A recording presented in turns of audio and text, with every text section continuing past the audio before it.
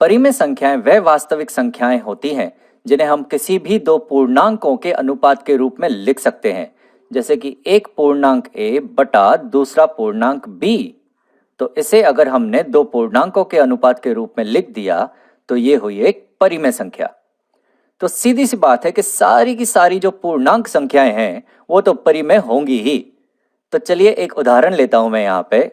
सबसे पहला नंबर हमारी गिनती का एक जो है इसे हम 1/1 दो पूर्णांकों के अनुपात के रूप में लिख सकते हैं। तो ये हुई एक परिमेय संख्या। इसे हम और भी तरीकों से लिख सकते हैं, जैसे कि ऋणात्मक 2 बटा ऋणात्मक 2, ये भी दो पूर्णांकों का अनुपात है। या फिर हम इसे लिख सकते हैं 10,000 बटा 10,000, तो भी ये दो पूर्णांकों का अनुपात है और बराबर है 1 के। तो एक हुई एक परिमेय संख्या। चलिए एक ऋणात्मक पूर्णांक संख्या लेता हूं मैं, जैसे कि ऋणात्मक 7। अब ऋणात्मक 7 को हम ऋणात्मक 7 बटा 1 लिख सकते हैं, जो कि दो पूर्णांकों का अनुपात है। तो ये हुई एक परिमेय संख्या। ये बराबर है 7 बटा ऋणात्मक 1 के भी। या फिर इसे हम ऋणात्मक 14 बटा 2 भी लिख सकते हैं। तो तरह तरह से हम इसे दर्शा सकते हैं दो पूर्णांकों के अनुपात के रूप में। हर तरह से ये साबित होगा कि ये है एक परिमेय संख्या। तो चलो इतना तो साबित हो गया कि सारी की सारी जो पूर्णांक संख्याएं हैं वो परिमेय हैं। लेकिन ऐसी संख्याओं का क्या जो पूर्णांक नहीं है? जी हाँ, बिल्कुल सही, दशमलव संख्याएं।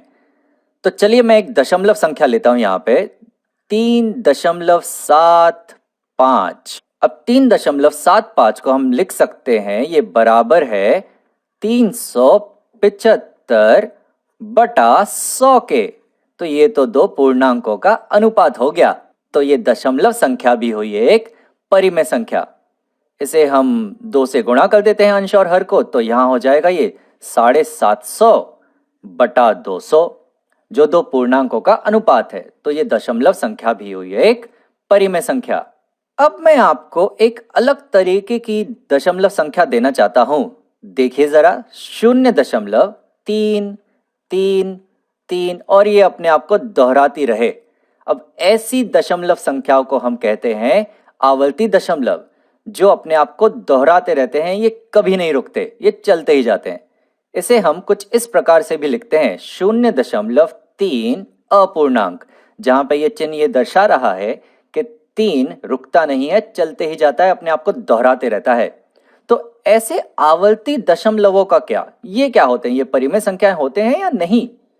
तो अगर तुम थोड़ा सोचो तो 0.3333 तो दरअसल 1/3 होता है, 1/3, क्योंकि जब 1/3 किया जाएगा तो हमें मिलेगा 0.333। तो ये तो दो पूर्णांक संख्याओं का अनुपात है। तो ये आवर्ती दशमलव भी होते हैं परिमेय संख्याएं। एक और उदाहरण देता हूं मैं, 0.666 और ये चलते जाएंगे। इसे हम 0.6 अपूर्णांक भी लिख सकते हैं। और 0.66666 तो दरअसल 2/3 होता है, जो दो पूर्णांक संख्याओं का अनुपात है। तो आवर्ती दशमलव भी होते हैं परिमेय संख्याएं। अब तुम कहोगे इतनी सारी परिमेय संख्याएं हो गई, यानी सारी की सारी संख्याएं क्या सिर्फ परिमेय होती हैं?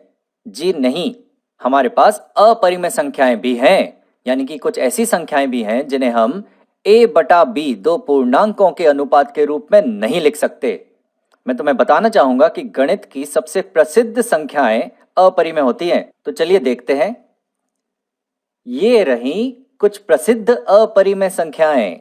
जी हां, यहां पे हमारे पास है पाई, एक वृत्त के परिधि और उसके व्यास का अनुपात, जो हम जानते हैं ये 3.14159, ये चलते ही जाता है, ये कभी नहीं रुकता और ना ही अपने आप को दोहराता है। ऐसे दशमलवों को हम कहते हैं अनावर्ती दशमलव। ये ना तो कभी रुकते हैं, ना तो कभी अपने आप को दोहराते हैं, और इन्हें हम दो पूर्णांकों के अनुपात के रूप में कभी भी व्यक्त नहीं कर सकते।